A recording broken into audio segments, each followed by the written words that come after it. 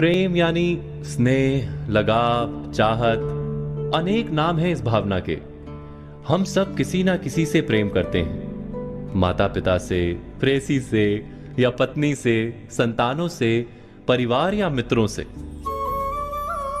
माता पिता से हमें सुरक्षा प्राप्त होती है, पत्नी या प्रेयसी से आधार प्राप्त होता है, संतानों से अभिमान और परिवार तथा मित्रों से संतोष मिलता है। अर्थात जीवन में सारे सुखों का अनुभव हमें प्रेम से ही प्राप्त होता है।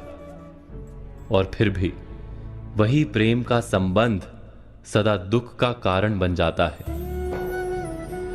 ऐसा क्यों होता है? प्रेम का स्वाद भी कभी मीठा तो कभी कड़वा क्यों लगता है?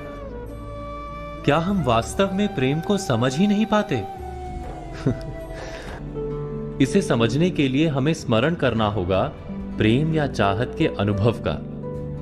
क्या विचार चलते हैं हमारे मन में जब हम किसी से प्रेम करते हैं? जब गहरे प्रेम का अनुभव होता है तो हम सोचते हैं कि उस व्यक्ति को हम सारा सुख दे दें, सब कुछ दें जो हमारे पास है। बदले में हमें किसी वस्तु की इच्छा नहीं होती। क्या यह सत्य नहीं? जब हम किसी को चाहते हैं तब हम उससे कुछ नहीं चाहते। प्रेम वास्तव में उस संबंध को कहा जाता है जिस संबंध से हमें कोई आशा, कोई चाह, कोई मांग ना हो। जैसे ही कोई मांग मन में प्रवेश करती है, वैसे ही प्रेम हृदय से विलुप्त हो जाता है, चला जाता है। जैसे रोग के कारण जीभ मैली हो जाती है और मीठा फल कड़वा लगता है। आशा, इच्छा, चाह या मांग, इन सब के कारण मन को मैला कर देते हैं और मीठा प्रतीत होने वाला प्रेम भी कड़वा बन जाता है। अर्थात प्रेम उस संबंध का नाम है जिसमें कोई मांग नहीं। प्रेम की बात करते ही साथ विचार आता है घृणा का। घृणा का अनुभव किसने नहीं किया? किसी व्यक्ति का नाम सुनते ही मन में कड़वाहट आ जाए, हमारे अंतर में इच्छा जागे कि उस व्यक्ति का सर्वनाश हो।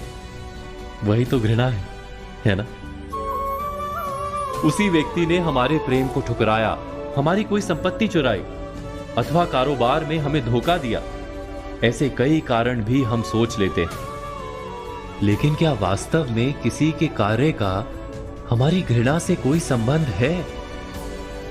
विचार कीजिए। एक धर्म के मानने वालों को दूसरे धर्म के मानने वालों के प्रति घृणा होती है। वहां तो किसी ने दूसरे को सीधा नुकसान नहीं पहुंचाया। हमारे मन में किसी के लिए घृणा क्यों जन्म लेती है? क्या इसका संबंध किसी के कार्य से है या सिर्फ हमारे मन से है? विश्व के सारे धर्म तो प्रेम और शांति का संदेश देते हैं, है ना? वास्तव में जब कोई प्रेम संबंध तोड़ता है तो हमें डर लगता है कि हम जी नहीं पाएंगे। कोई कारोबार में धोखा देता है तब हमें डर लगता है कि हम गरीब हो जाएंगे। किसी दूसरे धर्म के मानने वाले को जब मिलते हैं तो हमें भय लगता है कि हमारी श्रद्धा डगमगा ना जाए। अर्थात हमारी घृणा का संबंध किसी की मान्यता अथवा कार्य से नहीं जुड़ा है, वो केवल हमारे हृदय के भय अथवा डर से जुड़ा है। जिसके हृदय से डर चला जाता है, जो पूरी तरह निर्भय हो जाता है, वो किसी से भी घृणा कर ही नहीं सकता। और डर के पार जाना अनिवार्य है, क्योंकि डर वो दीमक है जो मनुष्य की आत्मा को खा जाता है। इस सब पर आप चिंतन, मनन, विचार अवश्य कीजिएगा।